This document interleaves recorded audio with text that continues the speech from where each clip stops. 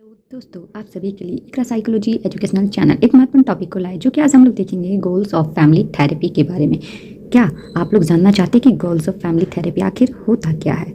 इसे किस तरह से उसके लक्ष्य को पारिवारिक चिकित्सा के द्वारा दिया जाता है?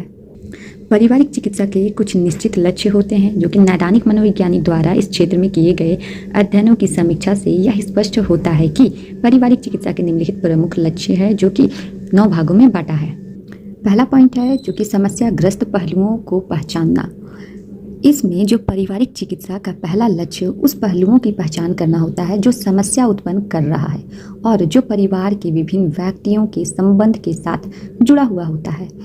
उसमें चिकित्सक यह तय करते हैं कि परिवार का कौन सदस्य समस्या उत्पन्न कर रहा है व किन किन सदस्यों को अधिक प्रभावित कर रहा है। इसका फायदा यह होगा कि चिकित्सक यह तय कर पाते हैं कि सामूहिक सत्र में परिवार के किन किन सदस्यों को मुख्य रूप से रखा जाए।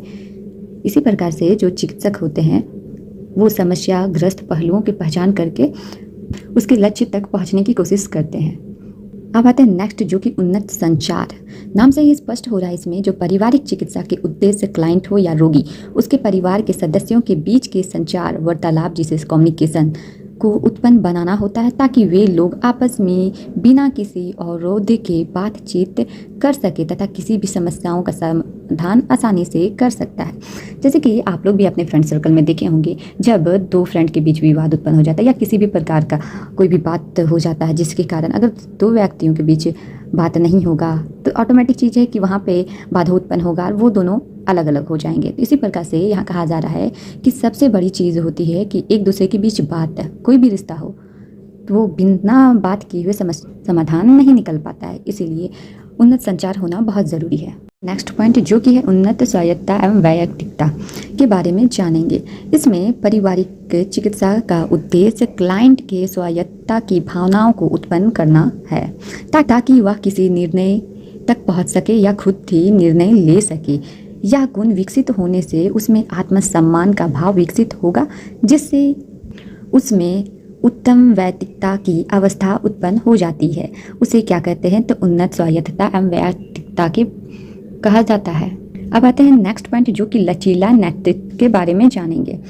इसमें सामूहिक चिकित्सा सत्र के दौरान चिकित्सक एक इस तरह की कार्यशैली अपनाता है जो सत्र की आवश्यकता के अनुसार समायोजित होता है, जिससे सामूहिक चिकित्सा के परिणाम को अनुकूल होने की संभावना अधिक हो जाती है।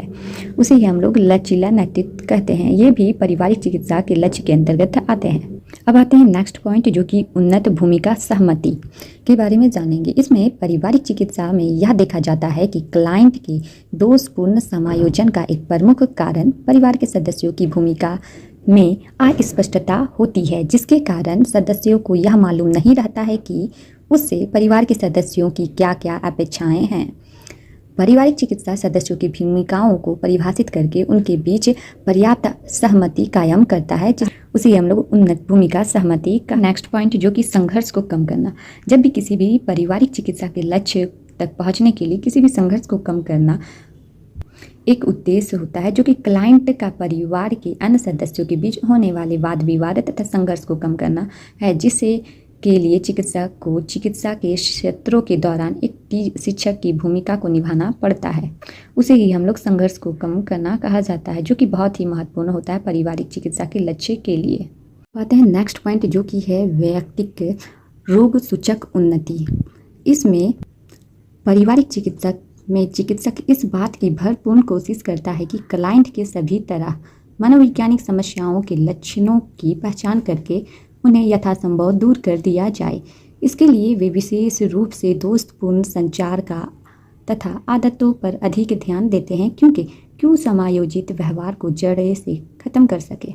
उसी है हम लोग रोग सूचक उन्नति कहते हैं। अब आते हैं नेक्स्ट पॉइंट, जो कि उन्नत वैयक्तिक कार्य निष्पादन। इसमें पारिवारिक चिकित्सा का एक उद्देश्य न केवल क्लाइंट बल्कि परिवार के अन्य सदस्यों के कार्य निष्पादन को उन्नत बनाना होता है, जिससे चिकित्सक यह कोशिश करता है कि चिकित्सा सत्र में इन लोगों का जो परफॉर्मेंस हो वो श्रेष्ठ हो सके। साथ ही साथ वास्तविक कार्य परिस्थिति में भी उनका परफॉर्मेंस उन्नत हो, जिससे वे पर्याप्त समायोजनशीलता हो सके। ये भी पारिवारिक चिकित्सा के लक्ष्य में बहुत ही महत्वपूर्ण कार्य करता है। इसे भी डेवलप करना बहुत ज़रूरी है। इसी प्रकार से मिलती हूँ नेक्स्ट वीडियो पे। Bye bye.